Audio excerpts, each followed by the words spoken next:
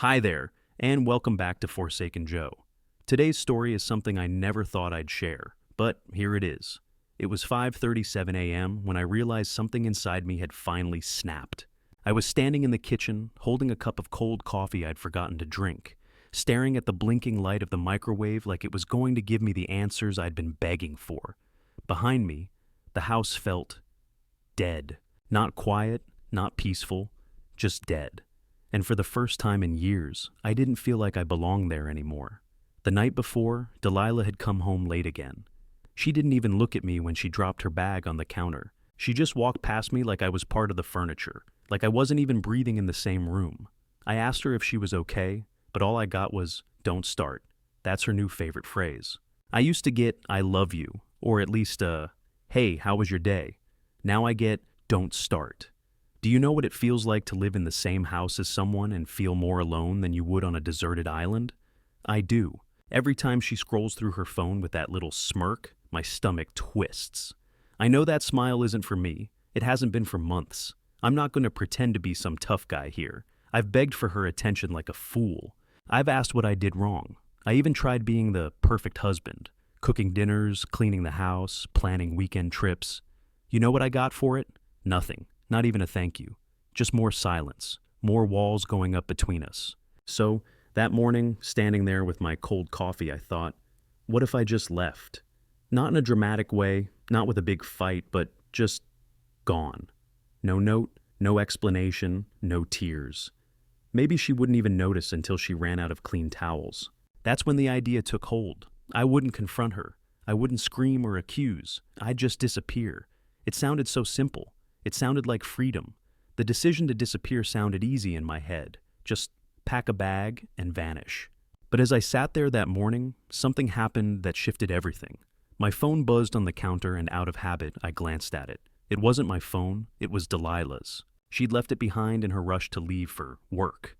I know it's wrong. I know it makes me look like a pathetic husband desperate for crumbs of truth. But I picked it up. My hands were shaking like I was holding a bomb. There it was. A message from someone named C. It wasn't the kind of message you could misinterpret, just 5 words. "Last night was amazing, love." My chest tightened. I stared at those words so long they burned into my brain. This wasn't some paranoid fantasy. This was real. My wife, my Delilah, was sharing smiles, laughter, maybe her whole heart with someone else. And the worst part? It didn't even feel like a surprise. It felt like I had been waiting for this confirmation for months, like I had known all along that I was just a ghost haunting her new life. I didn't scream or throw the phone. I didn't even cry. I just sat there in a daze, trying to process the reality that the woman I built my life around was already living another life, one I wasn't invited to. For a moment, I almost convinced myself not to look any deeper. But I did. I scrolled. There were more messages. Long strings of conversations, some of them going back weeks, photos, inside jokes, things she'd never shared with me anymore. It was like reading the diary of someone I didn't know. She wasn't just ignoring me. She was gone. When she came home later that evening, I didn't confront her. I couldn't.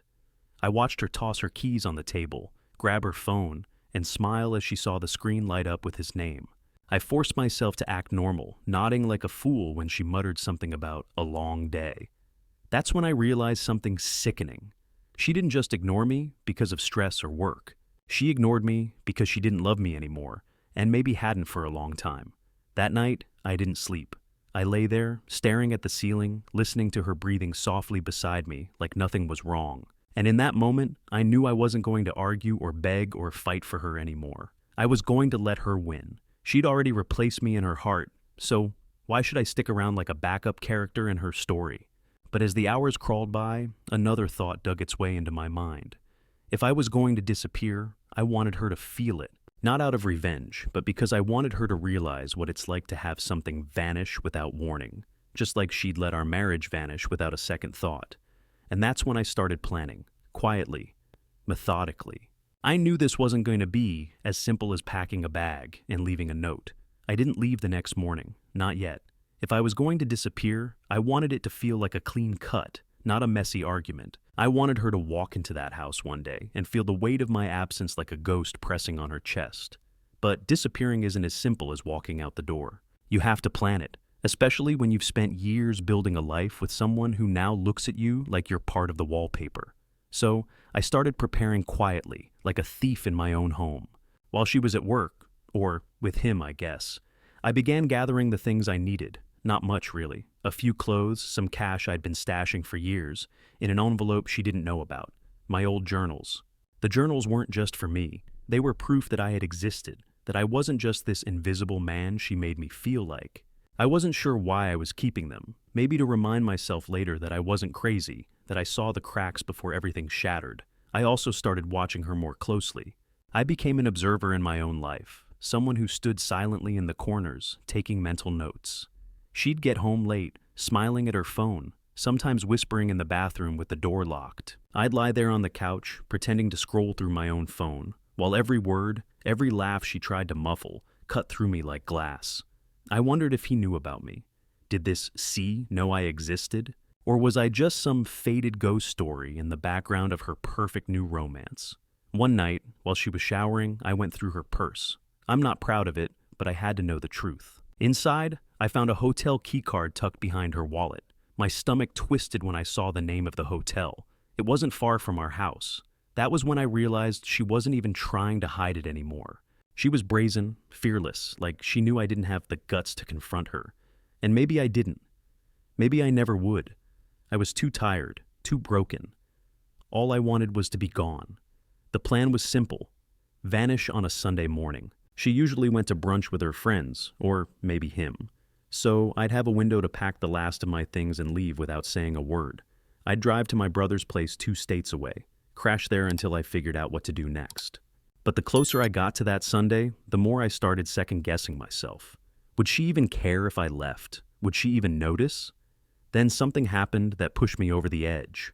2 days before my planned escape, I walked into the kitchen to find her sitting at the table, smiling in a way I hadn't seen in years. She didn't notice me at first. She was too busy reading a message on her phone.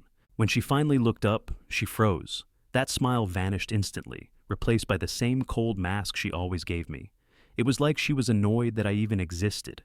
That was the moment I knew I couldn't wait any longer. I wasn't going to confront her. I wasn't going to ask who C was or why she decided I wasn't enough. I'd spent months begging for answers, but now I didn't want them. I wanted freedom. The next morning, I began my final preparations. What I didn't know was that the very act of disappearing would lead me to uncover something far worse than infidelity. Something that would change everything I thought I knew about her, and about myself. I had everything packed in the trunk of my old sedan by Thursday night. The plan was set. She'd go to brunch on Sunday like she always did, and by the time she returned, I'd be nothing more than an empty space where her husband used to be. I felt strangely calm about it, like I'd already stopped existing in her world, and this was just the final formality. But fate, or maybe dumb luck, had other plans for me. Friday evening, Delilah left her laptop open on the kitchen table. She never does that. Normally, she carries it around like a secret weapon, locking the screen even if she's just walking to the bathroom. I don't know what possessed me to touch it. Maybe I just wanted confirmation that I wasn't crazy. Maybe I wanted to see her lies laid out in black and white. When I opened it, I expected to see the usual, emails, maybe some flirtatious messages to see. But what I found wasn't just messages. It was a private folder named Rainy Days. Out of curiosity, I clicked it. Inside were dozens of documents, each one labeled with a date. I opened the most recent file, and what I saw made my stomach turn. It wasn't love letters. It wasn't about me at all. It was a log, a detailed account of her life, but not in a normal diary way. These were cold, calculated notes about me, about where I'd been, what I said, even the time I left for work down to the minute. It was obsessive, clinical. She had documented fights we'd had, conversations I didn't even remember, all written in this detached tone, like she was studying me. And then I found the file from 2 weeks ago. It wasn't just about me, it was about him. C. His real name was Cameron, and apparently he'd been coming to our house while I was at work. There were notes about their meetings, some of which happened when I thought she was at late office shifts. But here's the part that really made me cold inside. There was a line in her log that read, "He suspects something. I need to act soon." Act soon? What did that mean? My hands were shaking so badly I almost dropped the laptop. Suddenly, this wasn't just about an affair. There was something off about her, something I'd been too blind or too pathetic to see. Who keeps a meticulous log of their husband like they're planning something? I scrolled further, and that's when I saw my own name written in a way that made my skin crawl. Ezra will not make this difficult. He's weak. If it comes to it, I'll make sure he leaves quietly. I just sat there staring at those words, my chest pounding so hard I could hear my heartbeat in my ears. What the hell did she mean by that? Did she want me gone? Did she plan to push me out of my own life? For a moment, I thought I was losing my mind. Maybe I was misinterpreting it, but deep down, I knew I wasn't. There was something dark brewing under the surface of this marriage, something way worse than cheating. That night, I didn't sleep. I couldn't. I just kept replaying those words in my head. If it comes to it, I'll make sure he leaves quietly. It felt like a threat. And suddenly, my plan to disappear didn't feel like my decision anymore. It felt like she was pushing me toward it, like she wanted me to vanish. By Saturday morning, I was done pretending. I was going to leave, yes, but not before I found out what the hell she was hiding. I had to know, even if it destroyed me. Saturday morning started with that sick feeling in my gut, the kind you can't shake no matter how much coffee you drink. I sat at the kitchen table staring at Delilah's laptop, still open where I'd left it the night before.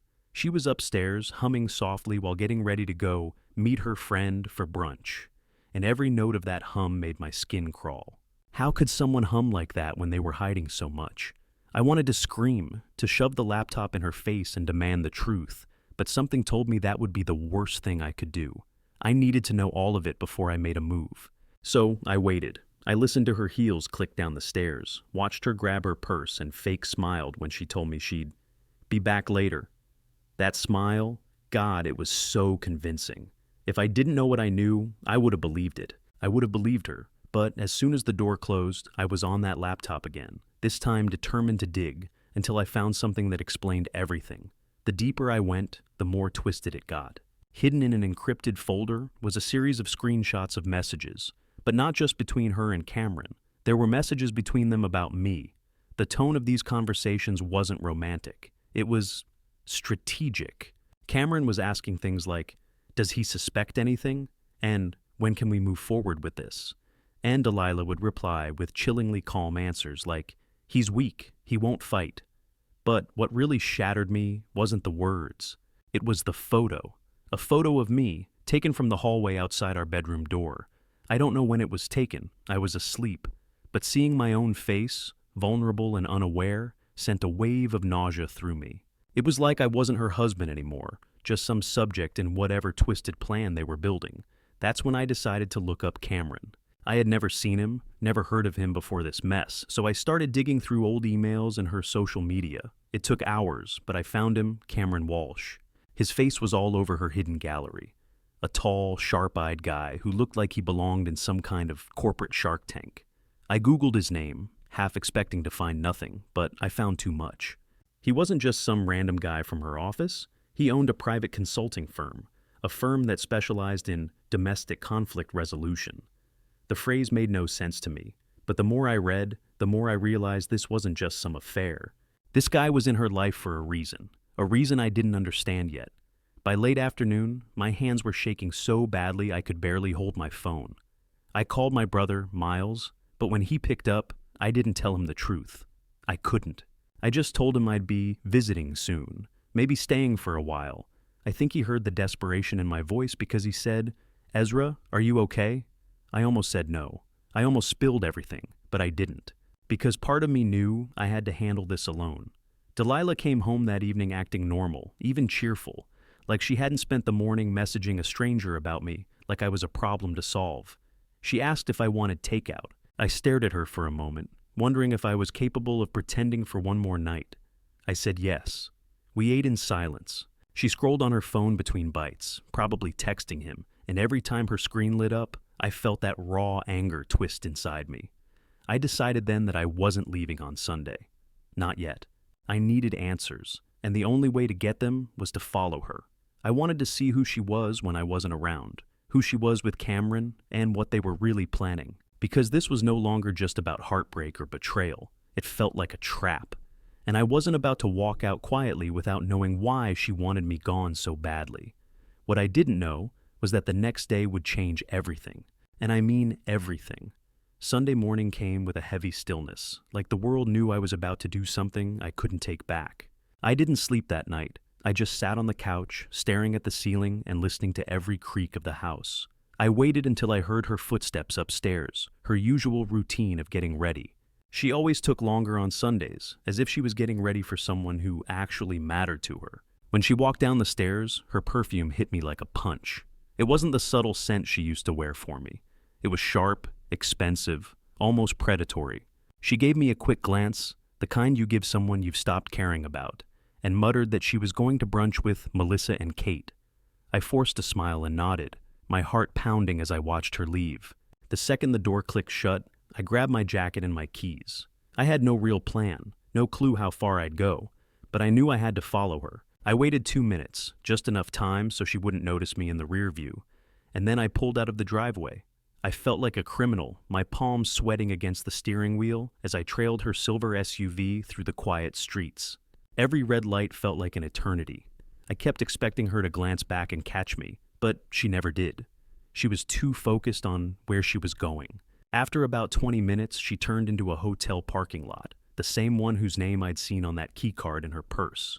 My stomach dropped. I parked a few rows back and killed the engine, my hands trembling. I watched her step out of the car, her face calm and unbothered, like she wasn't about to meet someone behind my back. She walked with this confidence, this glow, like she was stepping into a life that had nothing to do with me. I waited, counting the seconds, and then I saw him. Cameron. He wasn't what I expected. He was tall, yes, but there was something cold in the way he moved, like every step was calculated. He didn't touch her, not right away. He just looked at her with this intensity that made my skin crawl. Then, without a word, they walked inside together. I sat there in my car, my brain spinning. I wanted to storm in, demand answers, throw every ugly truth in their faces, but something stopped me. Something about the way they carried themselves felt off. This didn't feel like an affair. It felt like a meeting, a transaction. I couldn't explain why, but every instinct in my body told me to stay put and watch. So, I waited. I watched people come and go from that hotel, but not them. An hour passed, then another. My mind kept replaying everything I'd read on her laptop, those cold notes about me, the way she'd written my name like I was just an obstacle to be removed. And then I started wondering, was I even safe anymore? Had I been living with someone I didn't really know? After almost 3 hours, they finally came out. She looked different. Her smile was gone, her face pale, like whatever happened inside had shaken her. Cameron was speaking to her in low tones, his hand gripping her arm in a way that didn't look romantic at all. It looked like control. She didn't fight him, but there was something in her eyes, something I couldn't read from where I sat. Fear, maybe, or guilt. I waited until they both left in separate cars. I wanted to follow Cameron, but I knew I couldn't risk losing her trail. So, I followed her home. She didn't see me. She just walked inside, acting like nothing had happened, like she hadn't spent the morning in a hotel room with a man who made my blood run cold. That night, I didn't say a word. I just sat across from her at the dinner table, watching her scroll through her phone, smiling faintly at whatever messages she was reading. Every fiber of me wanted to grab that phone, to scream, to force the truth out of her. But I stayed silent, because now I knew this wasn't just cheating. This was something bigger, darker, and I couldn't just walk away anymore. I had to know what they were hiding, even if it destroyed me. The night after I followed Delilah was the longest of my life. I lay awake on the couch, the shadows on the ceiling shifting like they were alive, my thoughts chasing each other in circles. I couldn't stop replaying what I had seen, Cameron gripping her arm, her pale face. That strange tension that didn't feel like love or desire, but something more sinister. It didn't add up. Who was this man really, and why did she look like she was both trapped and complicit? The more I thought about it, the more I realized I needed to dig deeper. Even if it meant crossing lines I swore I'd never cross. The next morning, I waited until she left the house. She said she was meeting her friend Melissa again, but I knew better. As soon as I heard her car pull out of the driveway, I went upstairs to our bedroom. For the first time in weeks, I opened her closet, her drawers, every inch of the space she'd slowly claimed as hers alone. At first, it felt pointless. I found the usual: clothes, makeup, a few receipts. But then I found a small locked box shoved behind a stack of sweaters on the top shelf. My gut told me this was where the answers were. It wasn't hard to break into. A thin kitchen knife was all I needed, and what I found inside made me feel like I'd stepped into someone else's life. There were printed photos of me, taken from odd angles, like I'd been followed. Some were recent, but some went back months, even years. There were receipts for things I couldn't explain, like cash withdrawals of thousands of dollars from accounts I didn't recognize. And then there was the envelope. Inside it, I found documents, copies of my driver's license, my social security card, my work ID, even my old passport. Why would she have those? Why would she keep them here, hidden from me? But the worst part wasn't the photos or the documents. It was the letter, a single sheet of paper with my name on it, written in her neat handwriting. If he refuses, it has to happen. No loose ends. That one line sent a cold, hollow feeling through my chest. What was supposed to happen? And why did it sound like a threat aimed at me? I remember just standing there, holding that letter, my hands trembling so badly I thought I'd rip it by accident. I felt like I couldn't breathe. Everything I thought I knew about Delilah, everything we'd built over 4 years of marriage, suddenly felt like a lie. Was she planning to get rid of me? Was Cameron helping her? My mind was spiraling, and for a moment I thought about calling the police. But what would I even tell them? My wife is cheating and keeping weird photos of me? They'd laugh me out of the station. Instead, I decided I needed evidence. Real evidence. I put everything back exactly where I found it, locked the box again, and placed it on the shelf like nothing had happened. Then I went to the garage and dug out an old voice recorder I'd bought years ago when I was toying with the idea of starting a podcast. I slipped it under the back seat of her car. If she was meeting Cameron again, I'd finally hear the truth straight from their mouths. When she came home that night, I tried to act normal, but I'm sure I looked pale and shaken. She asked if I was feeling sick. I just smiled and said I was tired. Inside, I was boiling, but I couldn't let her see that I knew. Not yet.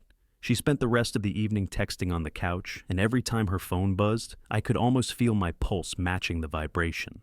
I wanted to grab it, smash it, scream, but I didn't, because I knew tomorrow I'd have what I needed. The next day, I waited until she left again, this time to pick up something from work. After an hour, I snuck out to her car, grabbed the recorder, and rushed back inside. My heart was pounding so hard I could barely hit the play button. But when I did, the sound that filled the room nearly made me drop the device. It wasn't flirting. It wasn't even about me being some clueless husband. It was worse. It was Cameron's voice, low and commanding, saying, "He's starting to notice. We have to accelerate the timeline."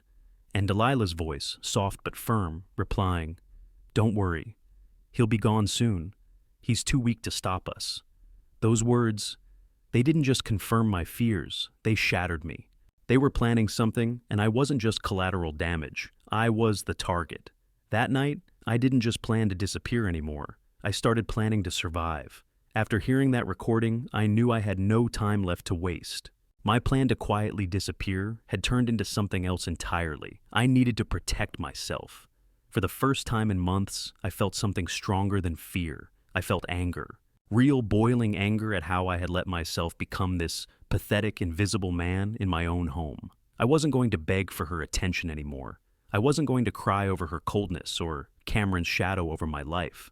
I was done. The next morning, I called my brother, Miles, and this time, I told him everything. The cheating, the messages, the creepy notes, the recording. I expected him to laugh or think I'd gone paranoid, but he didn't. He just went quiet and said, "You're coming here. Today. Don't wait." That was all the push I needed. When Delilah left that afternoon, I acted fast. I took only what I needed: my documents, the envelope of cash, my journals, and the recorder with the evidence of her betrayal. I didn't leave a note. I didn't want to give her any explanation. Let her come home and find nothing but the hollow echo of the life she'd taken for granted. Driving away from that house was surreal. Every mile felt lighter, like I was peeling off layers of someone I didn't even recognize anymore. By the time I reached my brother's place, I felt like I could breathe again. I wasn't just running away. I was starting over. In the weeks that followed, I filed for divorce. I blocked her number, her emails, everything. I don't know what she and Cameron were planning, and honestly, I don't care anymore. Maybe they were just toxic and manipulative. Maybe they were planning something worse. But none of that matters now, because I'm free.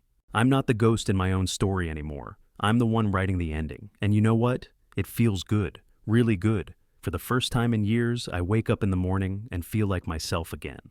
I laugh. I eat breakfast without staring at my phone, waiting for someone to notice me. I'm not the broken, desperate man I was in that kitchen holding cold coffee. I'm someone new, someone better. So, that's my story. And I want to ask you, the viewers of Forsaken Joe, have you ever had that moment in life when you realized you deserved better? When you decided to walk away no matter how hard it was? Tell me in the comments about that one decision that changed everything for you. Thanks for watching, and don't forget to subscribe to Forsaken Joe for more true, raw stories like this.